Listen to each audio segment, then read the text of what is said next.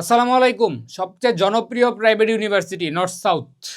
এই নর্থ সাউথের ভর্তি পরীক্ষা কিন্তু 4 এপ্রিল এবং অ্যাপ্লিকেশন ডেডলাইন হচ্ছে 1 এপ্রিল। তার মানে কি 4 তারিখ, আজকে 3 তারিখ। সো দেখা যাচ্ছে ভাই ভিডিও পাবলিশ যেদিন হবে তখন থেকে হয়তো বা আর তোমার হাতে 20 দিন 22 দিন সময় থাকতে পারে ম্যাক্স। ঠিক আছে? সো এখন দেখো, এই যে একটা স্বল্প সময়, এই সময় অ্যাট ফার্স্ট তোমার কি কোয়েশ্চেন আউটলাইন জানা উচিত যে সাবজেক্ট কি কি লাগবে।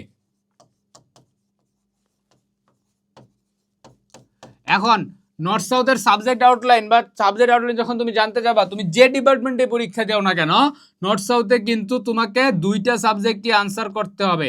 একটা হচ্ছে ইংলিশ, আরেকটা হচ্ছে ম্যাথমেটিক্স। এখন এইখানে কথা আছে, কিন্তু আছে। এই নর্থ সাউথের পরীক্ষায় 120 মার্কের এক্সাম। এই 120 মার্কের এক্সামের জন্য কিভাবে ভাগ হচ্ছে, এই ম্যাথমেটিক্সে 50 মার্ক, কিন্তু এই 50 মার্কের ক্ষেত্রে একটা সিম্পল ভাগ করে দেই। এই 50 মার্কের 40 মার্ক হচ্ছে জেনারেল ম্যাথ। বেসিক্যালি এটা বলা থাকবে না কোথাও, বা এটা বলেও না কেউ। এটা থাকবে 40 মার্ক, আর বাকি 10 মার্ক থাকে কি হায়ার ম্যাথ। এখন এইটুকু দেখে সেরাই একদল চিল্লানো শুরু করবা যে হায়ার ম্যাথ মানে হায়ার ম্যাথ কি করে পারবো। দেখো, যারা ইঞ্জিনিয়ারিং ডিপার্টমেন্টের বাইরে পরীক্ষা দিচ্ছে তাদের জন্য কিন্তু বেসিক্যালি টার্গেটেড কোয়েশ্চেন থাকে এই 40টা। আর যারা ইঞ্জিনিয়ারিং দিতে চায়, যেহেতু ম্যাথমেটিক্স একটা পরীক্ষায় হয়, তার মানে কি তাদেরকে তো ইঞ্জিনিয়ারিংও জাজ করতে হবে। তো ইঞ্জিনিয়ারিংদেরকে অবশ্যই ম্যাথমেটিক্সে একটা প্লাস মার্ক থাকতে হবে।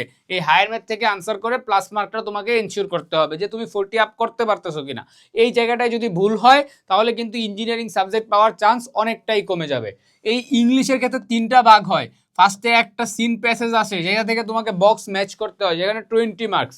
গ্রামাটিক্যাল কোয়েশ্চেন আসে, গ্রামাটিক্যাল কোয়েশ্চেন আসবে তোমাদের জন্য 40 মার্কস। আর এসে রাইটিং আসে 10 মার্কস। এখানে এইটা হচ্ছে ম্যাচিং। এই 40 মার্ক হচ্ছে গ্রামার, আর এই 10 মার্ক হচ্ছে এসে রাইটিং। এখন দেখো, এই তোমার খেলা এডমিশন টেস্টের যে গেমটা, এই গেমটা চেঞ্জিং, কি চেঞ্জ হচ্ছে এই এসে রাইটিং। এবং ইঞ্জিনিয়ারিং এর জন্য কি চেঞ্জার হচ্ছে এই হায়ার ম্যাথ পার্টটা। যেমন দেখো, এই এসে রাইটিং এ তুমি যদি প্রপার ফরম্যাট ফলো করে লিখতে না পারো, তোমাকে কিন্তু 10 মার্কে ভালো একটা মার্ক দিবে না। এবং যখন তুমি এসে রাইটিং এ ভালো একটা মার্ক পাবে না, তখন তুমি আইদার নন ক্রেডিট কোর্স পেয়ে যাবা, অথবা কি হবে, তোমাকে বাদ দিয়ে দিবে, যেহেতু নর্থ সাউথের কি নাই, প্রি ইউনিভার্সিটি নাই।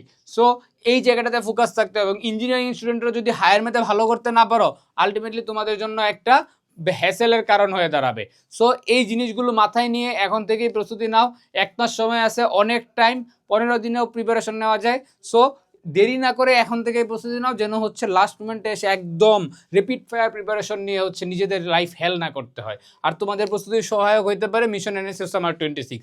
এই কোর্সটাতে এসে রাইটিং থেকে শুরু করে English, mathematics, question solving class সব কিছু তোমাদের জন্য সুন্দর করে দেওয়া আছে, যাতে করে তোমরা প্র্যাকটিস করতে পারো।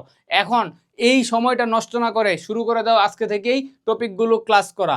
এই ফার্স্টেই এসে রাইটিংটা শিখবা, কারণ এটা খুবই ইম্পর্টেন্ট। তারপরে ইংলিশের টপিকগুলো একটু রিভিশন করে নাও, ম্যাথমেটিক্সের টপিকগুলো করতে থাকো। এরপর যখন কোশ্চেন সলভিং ক্লাস চলে আসবে, কোশ্চেন সলভিং টপিকগুলো দেখো, যে টপিক ম্যাথটা টিচার করাচ্ছে সেটা সলভ করো।